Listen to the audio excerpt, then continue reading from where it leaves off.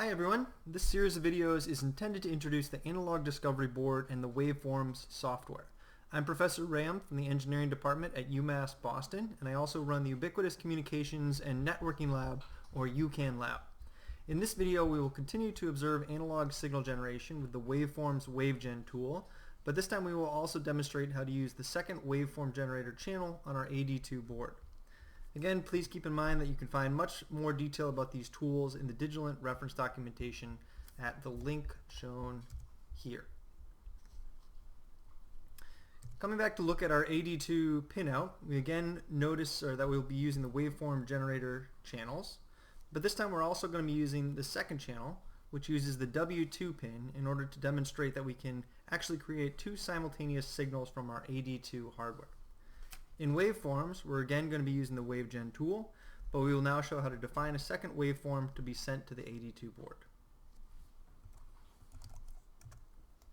When we open up waveforms and the Wavegen tool, we can notice that there's a drop-down menu labeled as channels up here, and if we select this, we show that channel 1 is active, as indicated by the check mark here, but channel 2 is not.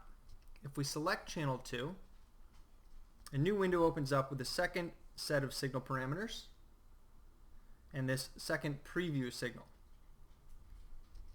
Since we will often compare signals from the perspective of time, I typically like to move the windows around a bit so that they're actually stacked vertically rather than horizontally.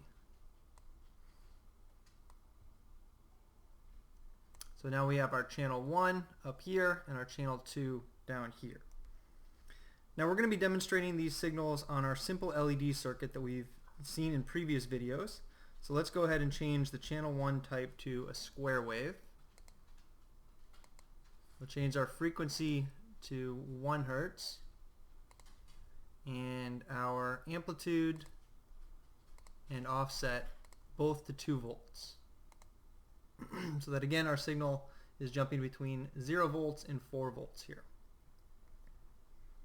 We also have a period of 1 second for this signal. Now we're going to do something similar on channel 2, but rather than changing all of our parameters manually, we have this nice feature in our edit menu where we can just simply copy over channel 1 configuration to channel 2, and now we have the exact same thing on this channel 2. So let's see what happens when we actually send this out to our AD2 board. Take a look here and notice that on our AD2 we have two separate LED circuits with a 1 kilo ohm resistor in series with our LEDs. Just as we did in the previous videos, we've connected our W1 pin to the resistor up here and the ground pin to our cathode of our red LED.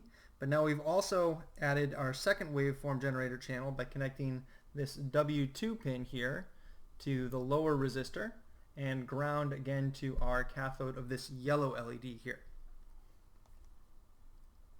Coming back to our waveform software, we can look at the individual channels window and see that each one has a run option here and here.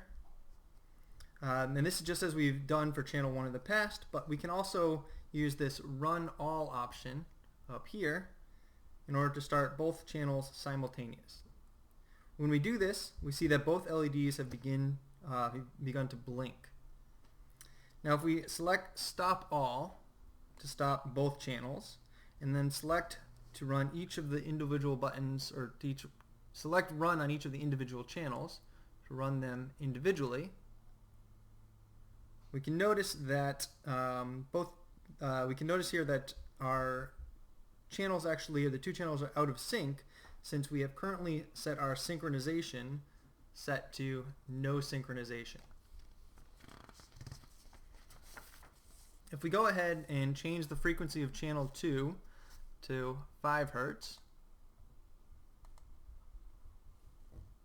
and then select run all again, well, currently already running, we can actually see that the LEDs are both blinking and now blinking at two different frequencies.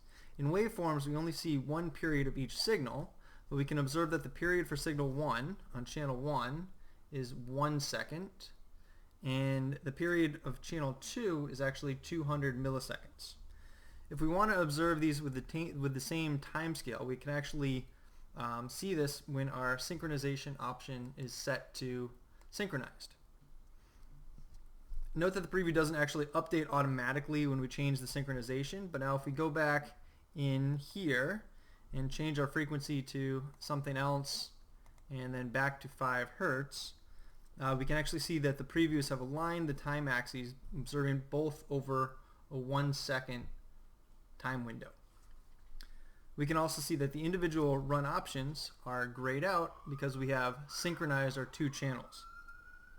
We're not going to demonstrate this here, but synchronization also allows us to trigger the start of this output based on some other input from somewhere else on our board. And in our synchronized configuration, if both channels here are actually observing this same trigger. If we change our synchronization to independent instead, we can actually see that each channel has its own trigger options. Now going back with this synchronization on, we can select Run All again, and we'll see that LED blinking at 1 Hertz, or the red LED is blinking at 1 Hertz, and the yellow LED is blinking at 5 Hertz. One additional feature that we can actually see is that we can go back to our Edit menu and select Swap Channels 1 and 2, so that now we've switched the channel parameters, and observing our LEDs when making this change, we can actually see now that the red LED is blinking at 5 Hertz and our yellow LED is blinking at 1 Hertz. So this wraps up our discussion covering the use of 2 waveform generator channels on the AD2 board. Just note that all of our WaveGen features that we've looked at in other videos are available for both parameters or for both channels. This includes your basic waveform types and basic waveform parameters.